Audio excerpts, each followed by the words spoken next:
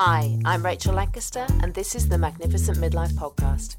This is where we celebrate women in midlife and beyond. We challenge the status quo and bash those negative stereotypes about being an older woman. We're not over the hill at 40, 50, 60. We're just getting started, and the world needs us now more than ever. I'll be talking all things midlife and sharing some fabulous stories of amazing women doing very cool stuff. Now's our time. My guest today is Valerie Albarda, and she is the host of the Midlife-A-Go-Go podcast. And I have been very pleased to be a guest on that podcast, and it's absolutely fabulous, so you must check it out. But Valerie, what drove you to set up your podcast? Well, back in 2015 was when my husband and I relocated from Stamford, Connecticut back to the state of Georgia, where I had a house. And we were going to fix my house up and then sell it. And the process went really quickly. But in 2015 was when I kind of sat back and I realized, I'm in midlife and it's not going anywhere. So I may as well accept it and embrace it and make the most out of this time. And so that's when Midlife-A-Go-Go, the website, came about. And so I had that since 2015.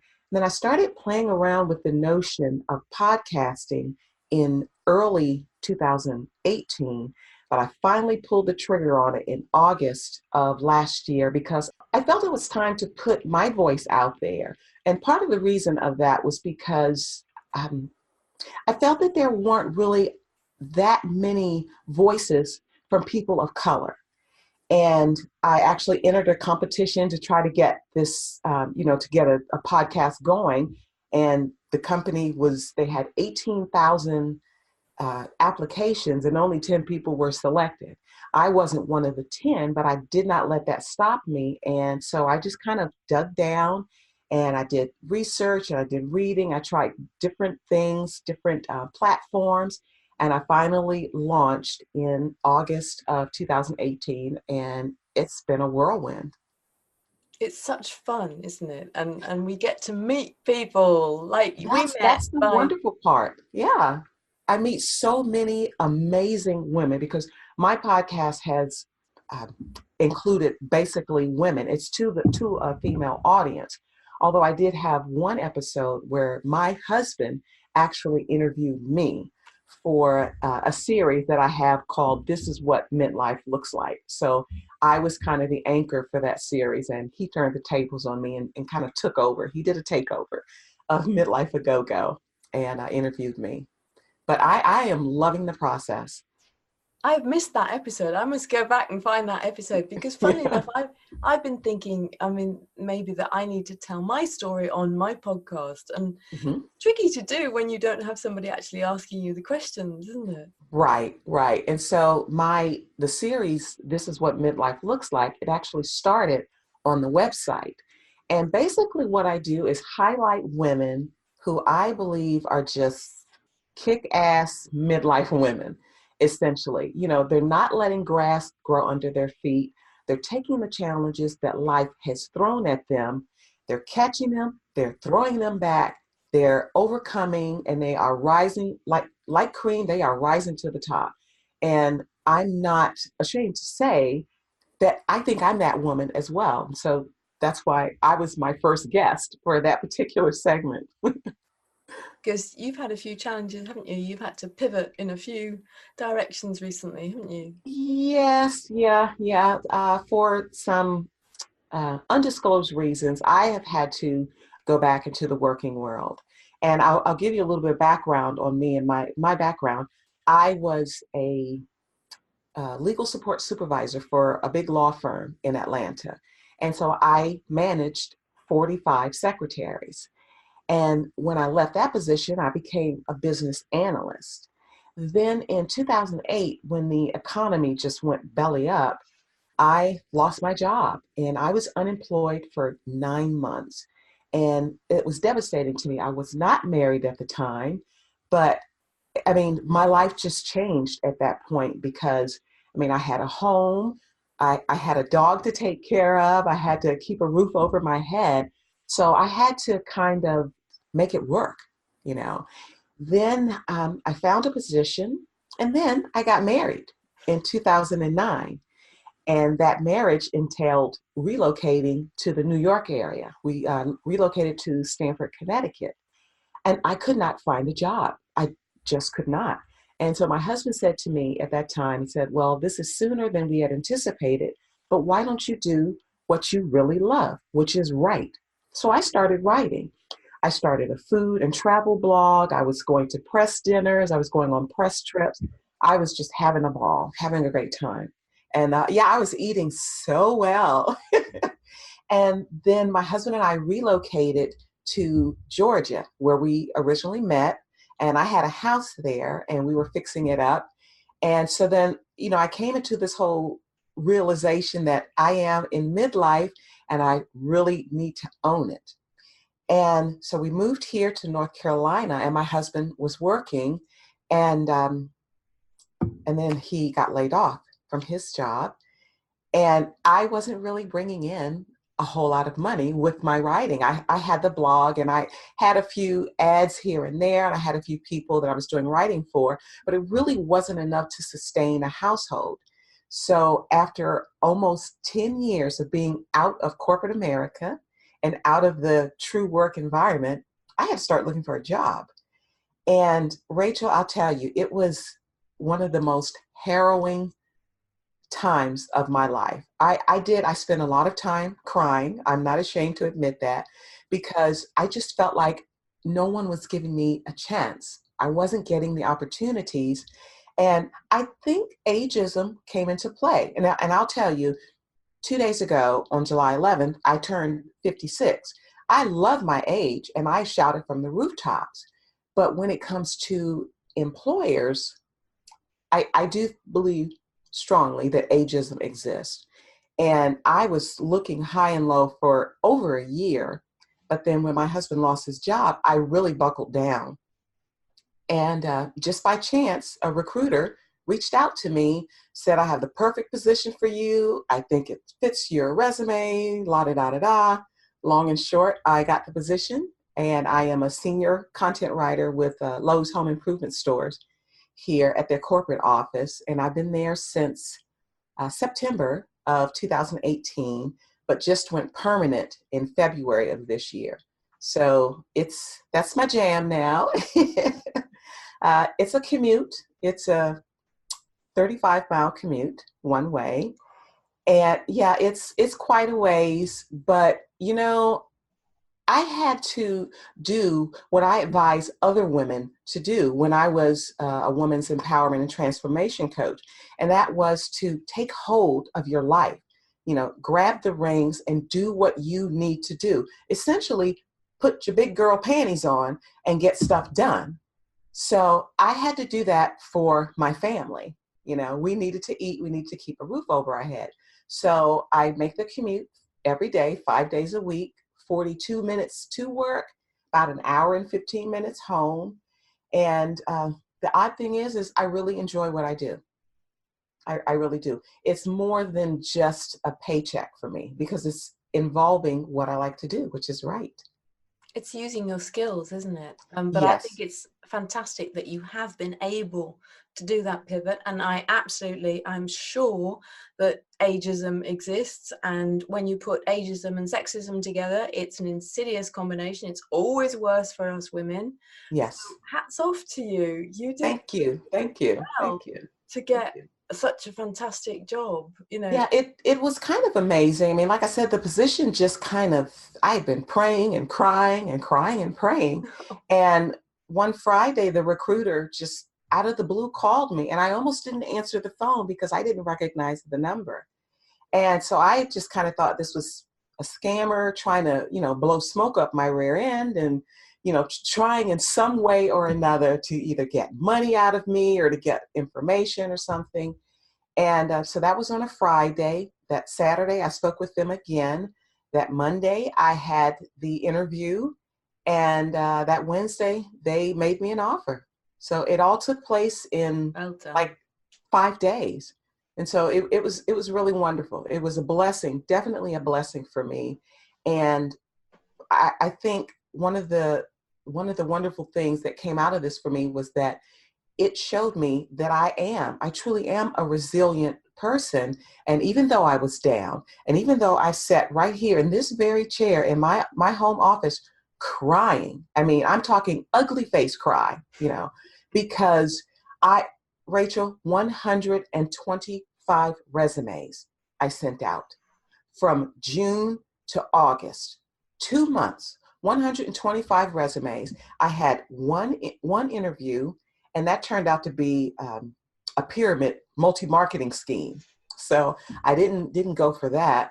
And I just felt like I just wasn't getting the chance. Mm-hmm. So I started revamping my resume, because if you show that you graduated from high school or you graduated from college at this time, people are going to start adding things up. If my first job is, this, that, and the other, and they're going to say, well, this woman has been in the workforce for over 30 years, which means she can't be 35 years old, So I just started knocking some things off of my resume. All of these little tricks I was doing to try and make myself stand out and not be the recipient of the ageism. It's so shocking and shameful that you had to do that, though, or that you felt you had to do it. Yes. To get the job. That is just what is so wrong, isn't it? Yes, it is. It is. But I think it kind of made me a bit stronger. I mean, I had to fall down several times, and if I fall down, I'll go back again and say that, the tears, lots of tears, but lots of praying and lots of knowing that I couldn't give up. I couldn't give up. It was either on me or my husband to find something. And I happened to find something first, and it has worked out for me. So I would say for your audience that are, watching this and listening, that you really have to be confident in your abilities and to know what your limitations are, and then go past that. I was applying for everything, some of everything under the sun. If I felt I had even the slightest chance, I was doing that. But luckily, I just landed on something that is a good fit for me. But had I given up after the first 20 no's, I would still be sitting in the same position today of not having a job. But you have to be resilient, and you have to have that fortitude to go out and do it. It's that thing they say, isn't it? And sometimes I think about this with what I'm trying to do, is that successful people are those that carry on when others have given up. Yes. Yeah. And you have to just keep doing it, don't you? You have to. And there were a lot of times that I just wanted to give in to feeling sorry for myself. And that's one of the things that I said I cannot do. Because, I mean, I love my husband. I love him dearly. I love my family. My family lives in Maryland, 600 miles away. But I realize and understand that there's one person on this earth that I have to count on every day, 24 hours a day, 7 days a week. And that is myself. And someone else can't come and pull me up out of the muck and mire to get me to do things. I have to do that on my own. I have to be strong enough to want it, strong enough to do it, and strong enough to succeed at it. And I couldn't let the fact that, I couldn't say to myself, oh, but I'm a middle-aged woman and nobody's going to hire me. We fall into this trap of feeling sorry for ourselves. And, when we're feeling like that, we're giving that off. We're putting that vibe out there in the universe. And other people are picking up on that. And if I don't have confidence and belief in myself, no one else is going to have that in me. So I couldn't walk around in gloom and doom. In my private time, I can do that. But I know that I had to pick myself up and dust myself off and get back out there and continue to try until I succeeded. And as you say, it is so easy to succumb to the insecurities, the negative thinking, the limited beliefs that we have about ourselves and about life and everything else. But as you say, when you've got to do something, you've just got to get on and do it, haven't you? You have to. And I'll tell you, Rachel, I grew up not a very confident person. I mean, it took me years to grow into the woman that I have become. I was extremely self-conscious. I didn't like the way I sounded. I didn't like the way I looked. I didn't like very much about myself. So I was my biggest enemy. I really was. Mm. And I think I came into the full realization of my potential and the woman that I could really be. And I hit my stride just about at my late 40s. It took me that long to say, look, Valerie, stop mucking about. You know, you are a wonderful person.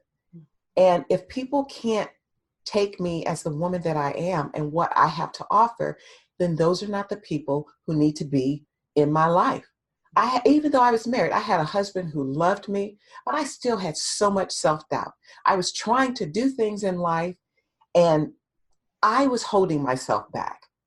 I was holding myself back. We have negative self-talk is so destructive.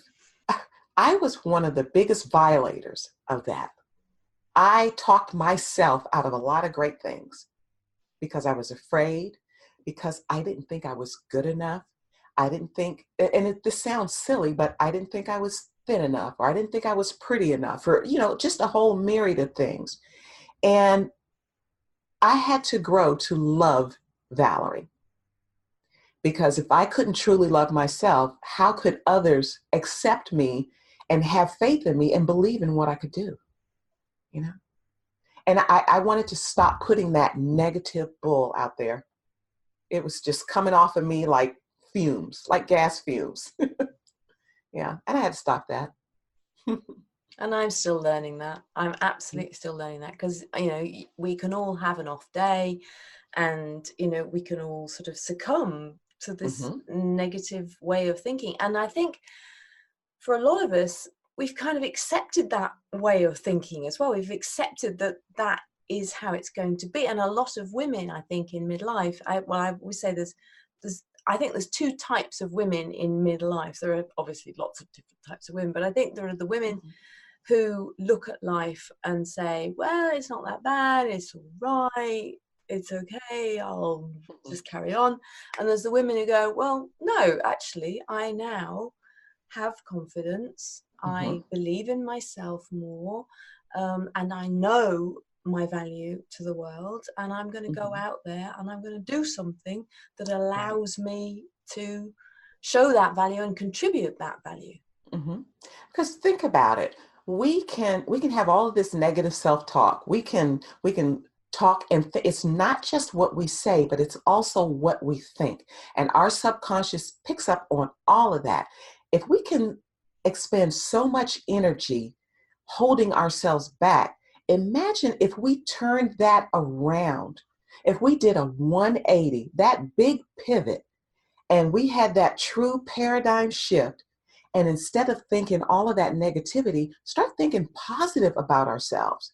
We take that same energy, move it around, and turn it positive. Just imagine how awesome we could be and how much we can accomplish. Because think about it, we've already accomplished a lot in our negativity. How much more can we do when we have the power of positivity behind that? Okay, listeners, now you know why I wanted this woman on my podcast. Isn't she amazing? It's fantastic. So, we talk ourselves down. We talk ourselves out of stuff. We talk ourselves into the wrong relationships, the wrong jobs, the wrong friends.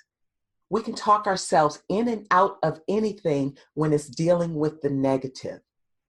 Gosh, just take that spin, take that pivot and go from here to here and watch how things change. I have things that are going on in my life right now that could be considered bad.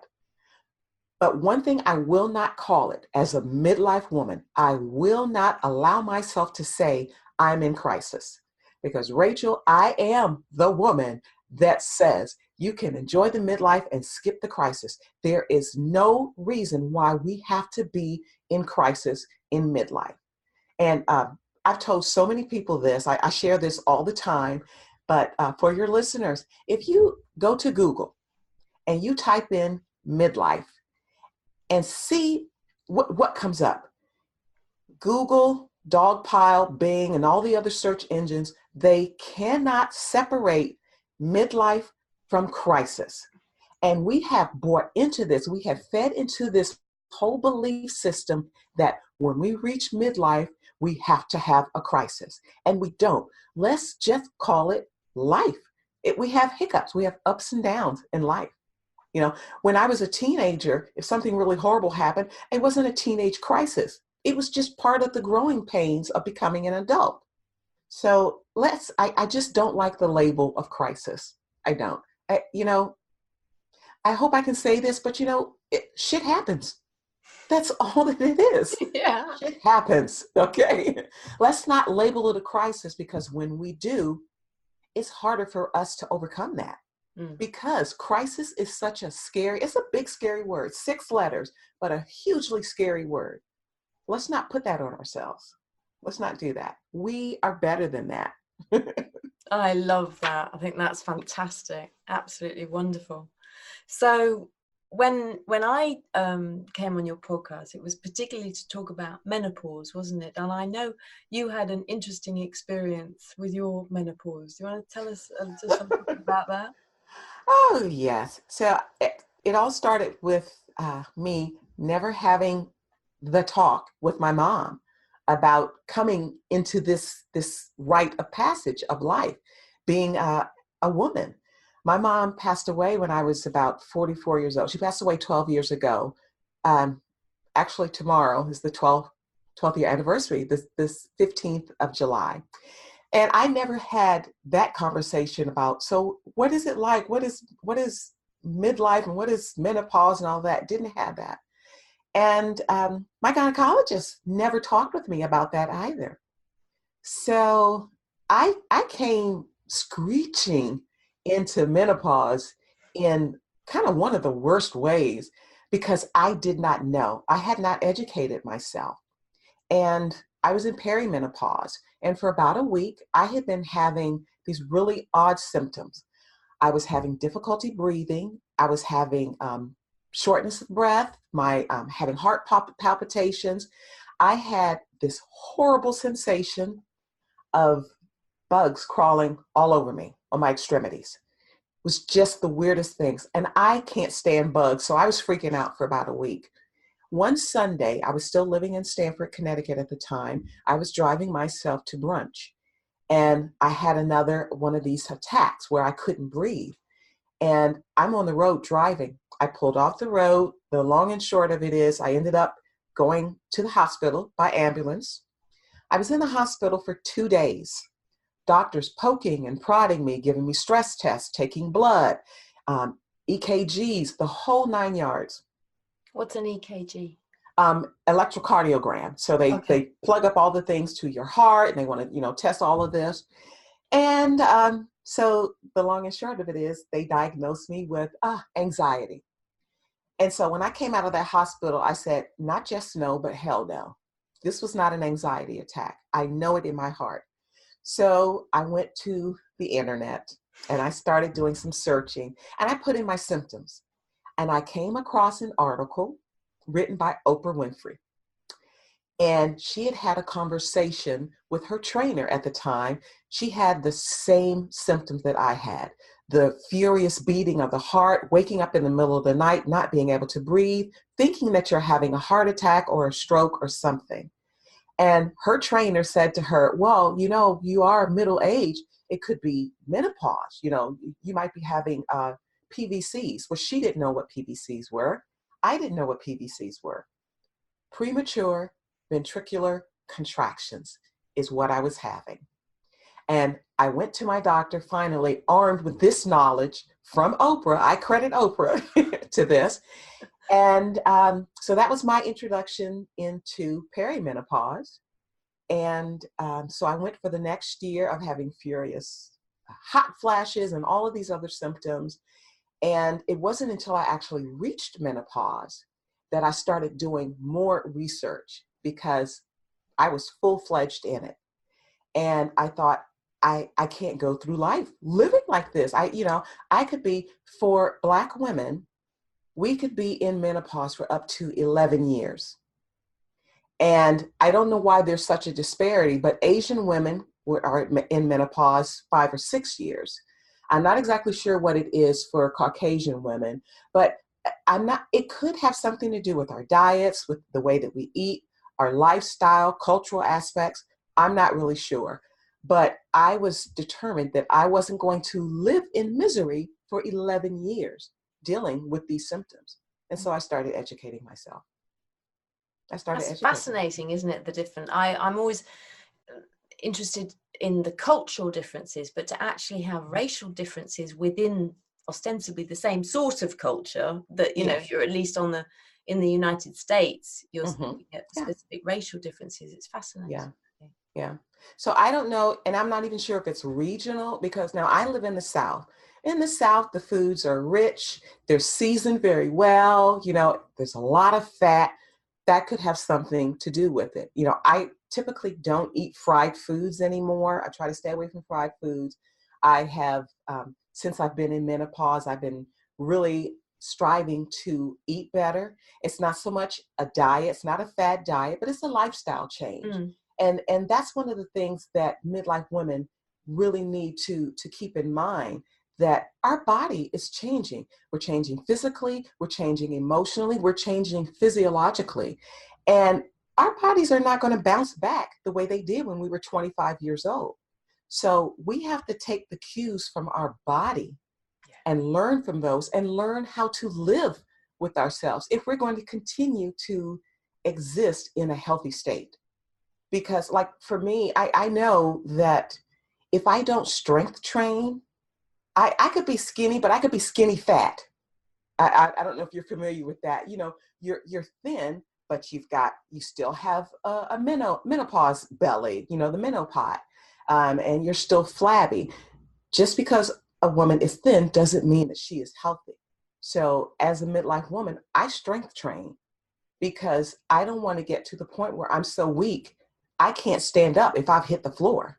There are just so many things that, as midlife women, especially midlife women in menopause, that we need to do to keep ourselves healthy. And I'm on a mission to be and stay healthy. I want to live a long and healthy life. It's not so much that I want to live to be 100. I just want to be healthy for the years that I have. You and me both. We're both on that mission, aren't we? And to communicate to women that they actually have a lot more control over both their menopause experience and their general long-term health than perhaps we think we do. Because I think it's all very easy to say, oh, it's just my age, or, this is life and this is what it's going to be like. And it's not. We can actually change things, can't we? Yeah, but you know what? That's another trap that we fall into. We take the age and we say, "Oh, well, it's just my age." Well, you don't have to have creaky bones, and unless you have, arthritis or things that you really, you can't get around. But if your lifestyle is such that you're so sedentary that, you're gonna gain 50, 40, 30, whatever it is, pounds, and you're going to be out of breath. You're going to be tired all the time. We can change that. We can do something about that. Get out there. I mean, start by just going for a walk around the block. As you do that, add a couple of hand weights. Watch what you eat. I know you have a very, very popular resource on your site for the different natural remedies that women can use to kind of combat, the effects of menopause. Ladies, go to her site, look that up, use that. There are so many resources out here that we need to avail ourselves of. Yeah. And you are one of those really fantastic resources. Oh, thank you. And you are really too. Oh, thank you. But what I really love is that even though, you've had to go back into full-time employment, you are still doing your podcast. And I can tell listeners, we are recording this on my Saturday evening, because we're so passionate about getting these stories and messages out to you. That Valerie's only available at weekends because of our time difference as well, because otherwise Yes. it doesn't work. It'd be middle of my morning before we can talk. But I love that you're still doing your podcast. You're still, I think you're doing it every week, aren't you? You're doing it more than me, because I do mine in series. So I've had series 1 and then series 2, but yours is a regular commitment. Well, the episodes are published every other Wednesday. I have a new episode coming this Wednesday, and it's difficult to keep up with now. I really have to be mindful of how I use my time, because not only am I doing the podcast, I'm recording it. I'm a one-woman show, much like you. I do everything. I do the recording, I do the editing, I do the music, I do everything. Then I also have the website that I write my site that I write the content for. And then I'm also writing for a therapeutics company. I'm, an influencer for them. I'm trying to keep my Instagram feed up. And then I'm working, I'm up at 5:45 in the morning. I'm at work by 7. I'm home by 5 or 5. My days are so full, and then I have to stay in shape. So I'm working out, I'm going to the gym, I'm playing tennis. And then I have a husband that, I want to spend time with. And what's coming up new for me, Rachel, and we've talked a little bit about this, but I'm doing something a little different. I'm doing something the opposite of what a lot of women my age are doing. Women my age, they have kids, they're grown, they graduated from high school, they're going off to college, they're having that empty nest. I am going from empty nest now to a full nest. I have an 18-year-old stepson who is moving here. He's relocating here in August. He's going to be going to school year, attending his last year of high school here. So I'm going from an empty nest to a full nest. I'm going to be a full-time bonus mom. So it's truly having a family to take care of now.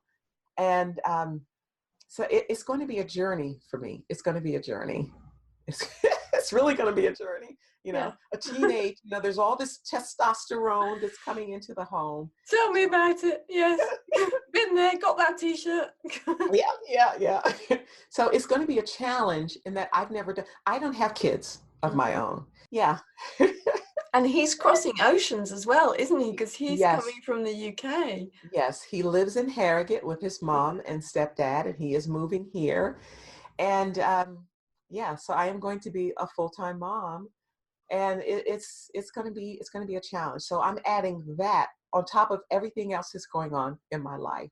So I have to stay in shape. Yeah.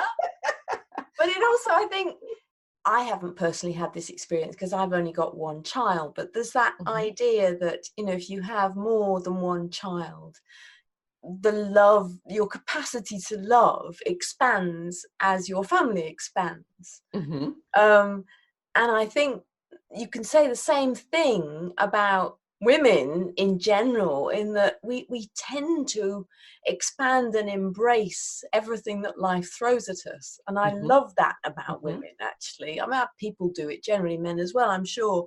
But I think women, we have that innate ability to expand and adapt.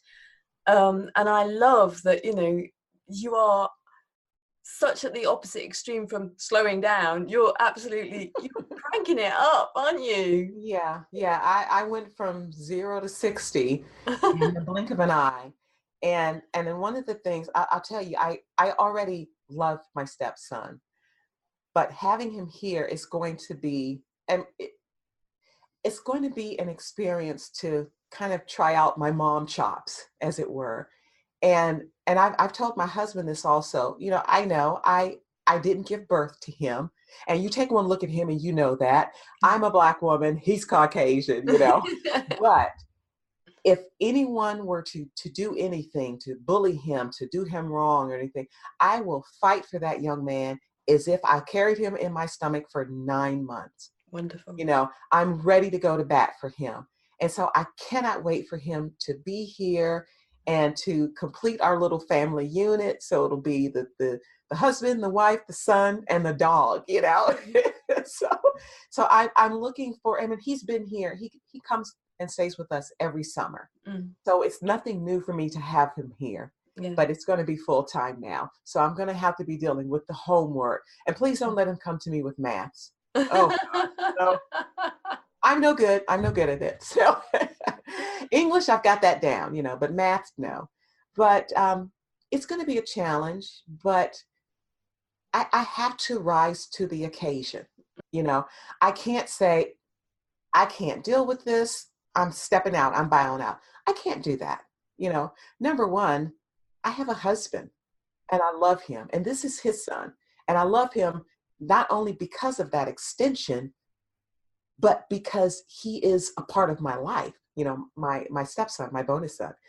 And what kind of person would I be if I allowed myself to shrink in his time of need? What does that say about me as a person? So I try to do good, not only for myself, but for those around me. I have to.